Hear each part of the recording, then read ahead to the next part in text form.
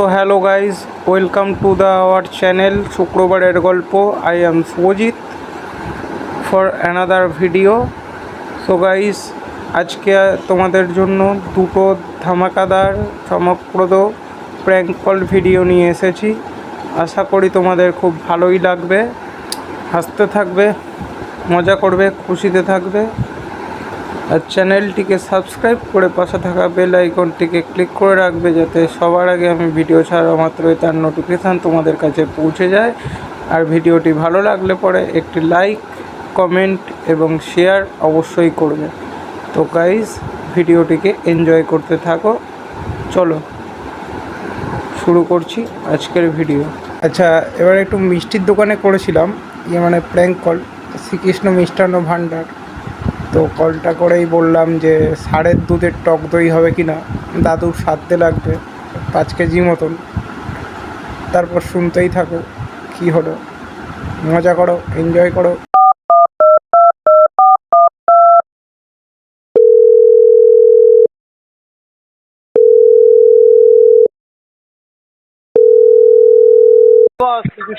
তো হ্যাঁ, কে বলছেন? বলছি আমার একটা অর্ডার ছিল আর কি. কত তারিখ? ওই তো ওই সে সামনের মাসের 3 তারিখে. ওই আমার দাদুর শ্রাদ্ধের ব্যাপারে বলেছিলাম না, হ্যাঁ, ওই দাদুর শ্রাদ্ধের ব্যাপারে বলেছিলাম না, ওই ষাঁড়ের দুধের যে টক দইটা বলেছিলাম না 5 কেজি. হ্যাঁ, হ্যাঁ. তা ওটা ষাঁড়ের দুধের হবে তো? কিসের দুধ? ষাঁড়ের দুধ দিয়েই হবে তো? হ্যাঁ, হবে. হবে না কেন? অর্ডার দিয়েই বলেছিলাম. তুমি দোকানে আসো, তোমার ষাঁড়ের দুধ দিয়ে করে দেবো. দোকানে আসো, এসে কথা বলো. না না, একটু আরে বুঝতেই পারছেন তো, আমার দাদু আবার ষাঁড়ের দুধটা ভালো খেত, ওই জন্যই ষাঁড়ের দুধের টক দইটা অর্ডার দাদুকে আমি দিয়েছিলাম. ষাঁড়ের দুধই খাওয়াবো. তুমি দোকানে আসো. খাওয়াবেন কি করে? দাদু তো স্বর্গে. ওই দাদু নাতিপুতিকে খাওয়াবো. দাদুর নাতিপুতি তো আমরা টক দই খাই না. হ্যাঁ. আচ্ছা যাক, তুমি গিয়ে তো- বলছি শুনুন না, হ্যাঁ. বলছি যে ওই আগের ইয়েতে যে মিষ্টিটা পাঠিয়েছিলেন, রসগোল্লাটা, ওটা টক ছিল কেন? লেবু দিয়ে দিয়েছিলেন?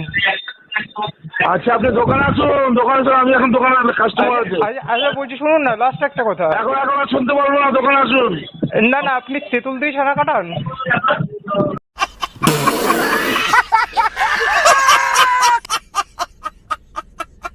এবার একটু বৃন্দাবন সুইটসে কল করেছিলাম বাপিদাকে. তা ফোন করে বললাম যে দাদুর বউ ভাতের অনুষ্ঠান আছে, বুড়োর 90 বছর বয়সেও বিয়ে করেছে, তো 10 টাকার মধ্যে মুড়ি আর একটা রসগোল্লা দিয়ে প্যাকেট করে দেওয়ার জন্য. তা অনেক কিছুই বলেছিলাম, অনেক কিছুই. তো শুনতে থাকো আগে, আর মজা নাও, এনজয় করো.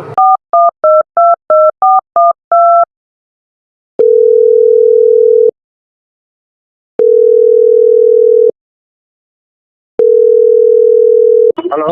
হ্যাঁ, বাপিদা তো? হ্যাঁ. আচ্ছা বলছি যে আমার একটা অর্ডার কল করেছিলাম আর কি. ওই আমার দাদুর বউ ভাত আছে সামনের মাসের 3 তারিখে. হ্যাঁ. তা আপনি 10 টাকার মধ্যে, মানে ওই 10 টাকা প্যাকেট আমি বলছি, ওই মুড়ি আর একটা রসগোল্লা দিয়ে 10 টাকা প্যাকেটের মধ্যে একটা প্যাকেট করে দিতে পারবেন? 10 টাকার মধ্যে একটা মুড়ি, একটা রসগোল্লা? না না, ওই মুড়ি আর একটা রসগোল্লা দিয়ে 10 টাকা প্যাকেটের মধ্যে হবে কি?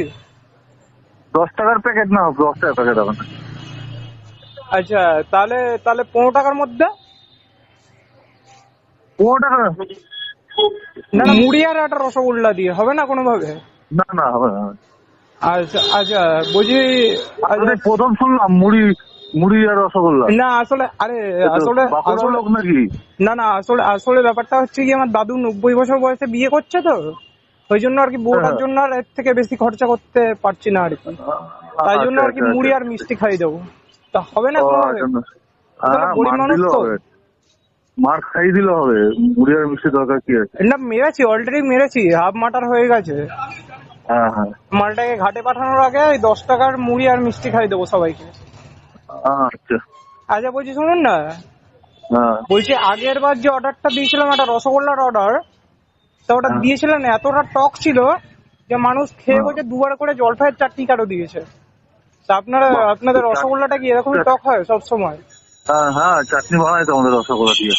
না, রসগোল্লা খেয়ে জলপাইয়ের চাটনি বলছে, এটা কি এটা কি করছেন চাটনি আপনারা? বানায় আমাদের রসগোল্লা নিয়ে চাটনি বানায়। আচ্ছা আচ্ছা, না তারপর আরেকটা আবার ব্যাপার আছে, মানে কমপ্লেন করছে হ্যাঁ লোকেই, হ্যাঁ হ্যাঁ বলছে হ্যাঁ বলছে এই ছানার পায়েসটা যেটা দিয়েছিলেন, ওই হ্যাঁ। ছানার পায়েসটা বলছে বিড়ালের বমি, মানে বিড়ালের বমির মতন লাগছিল একদম গন্ধটা।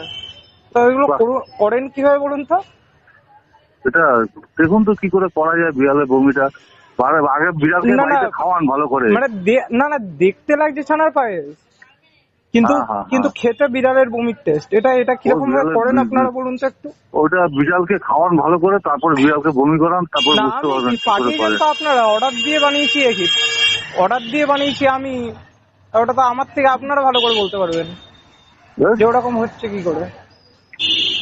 আমি আর- বললাম তো বাইরে বিড়ালকে খাইয়ে বমি করাতে বললাম তো। আচ্ছা আচ্ছা, বলছি আরেকটা জিনিস, বলছি শুনুন না, ওসব বাদ দিন। তাই এসব ওটার সাথে আরেকটা একটুখানি অ্যাড করে দেবেন। বলছি ষাঁড়ের দুধ দিয়ে টক দই বানিয়ে দিতে পারবেন? ষাঁড়ের দুধ দিয়ে? হ্যাঁ হ্যাঁ। হ্যাঁ, তোমার না মতো ষাঁড়ের দুধ দিয়ে না, বানিয়ে দেবো। ভাবছি বুড়োটাকে ঘাটে পাঠানোর আগে একদম ষাঁড়ের দুধ দিয়ে টক দই খাই। হুম, তোমার মতো ষাঁড়ের দুধ চলে আসলে হয়ে যাবে। না, ষাঁড়ের দুধটা কি জোগাড় করা যাবে না? হ্যাঁ, তুমি আসলে তোমাকে দিয়ে হয়ে যাবে। আচ্ছা ঠিক আছে।